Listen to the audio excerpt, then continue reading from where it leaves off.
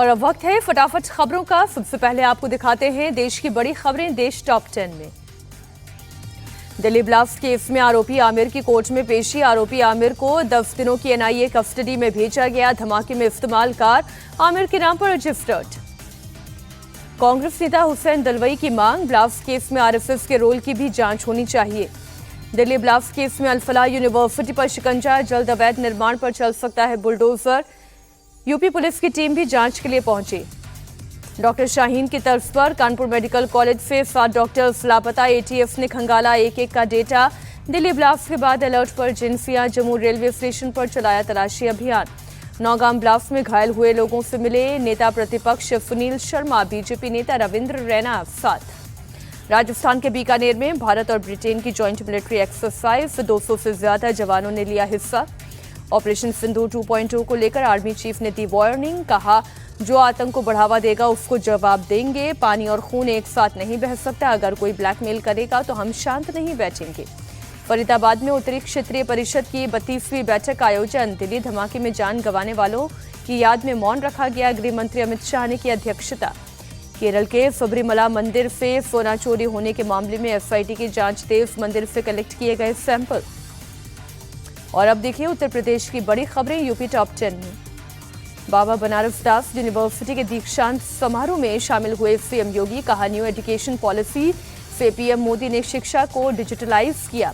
CM योगी बोले, आज हमारे युवाओं के पास स्टार्टअप के कई ऑप्शन से डबल इंजन की सरकार में युवाओं का बम्पर विकास। लखनऊ में सीएम योगी आदित्यनाथ ने जनता दरबार लगाया, एक एक कर लोगों की फरियाद सुनी। रक्षा मंत्री राजनाथ सिंह ने special intensive revision FIR form भरा। मतदाता पुनरीक्षण प्रक्रिया में हुए शामिल। लखनऊ में 39 लाख वोटर्स की एफआईआर प्रक्रिया होनी है। फर्जी पैन कार्ड केस में सपा नेता आजम खान की मुश्किलें बढ़ी। रामपुर की अदालत ने 7 साल की सजा सुनाई। आजम खान के साथ उनके बेटे को भी 7 साल की सजा। कोर्ट ने दोनों पर 50-50 हजार का जुर्माना लगाया। यूपी के शाहजहांपुर में एसटीएफ का बड़ा ऑपरेशन, लूटपाट के 5 शातिर बदमाशों को दबोचा। खूंखार बदमाश अब्बास गाजी के सीने पर मारी गोली, बदमाशों को गोली लगने के बाद एक जवान हुए घायल। सोनभद्र हादसे में मरने वालों का आंकड़ा बढ़ा। मिट्टी की खदान धंसने की वजह से 6 लोगों की मौत। कानपुर में बेखौफ दबंगों का तांडव, एक ही परिवार के कई लोगों को गाड़ी से कुचलने की कोशिश। पीलीभीत में चोरों के हौसले बुलंद, एक ही रात में 5 दुकानों से लाखों की नकदी और कीमती सामान पर हाथ साफ। और अब देखिए बिहार की बड़ी खबरें बिहार टॉप 10 में। बिहार की नई सरकार को लेकर फॉर्मूला तय। नीतीश कुमार सीएम, बीजेपी कोटे से सम्राट चौधरी और विजय सिन्हा बन सकते हैं डिप्टी सीएम। चिराग की पार्टी से 2, अन्य से एक मंत्री होंगे। 20 नवंबर को हो सकता है नई सरकार का शपथ ग्रहण। पटना के गांधी मैदान में होगा आयोजन। पीएम मोदी के शामिल होने से पहले पूरी प्रक्रिया की तैयारियां। कटिहार से नवनिर्वाचित विधायक तारकिशोर प्रसाद का बयान, नीतीश कुमार ही दोबारा बनेंगे सीएम। पटना में कल बीजेपी विधायक की बैठक। सुबह 10 बजे पार्टी दफ्तर के अटल सभागार में मीटिंग। बैठक में चुना जाएगा विधायक दल का नेता।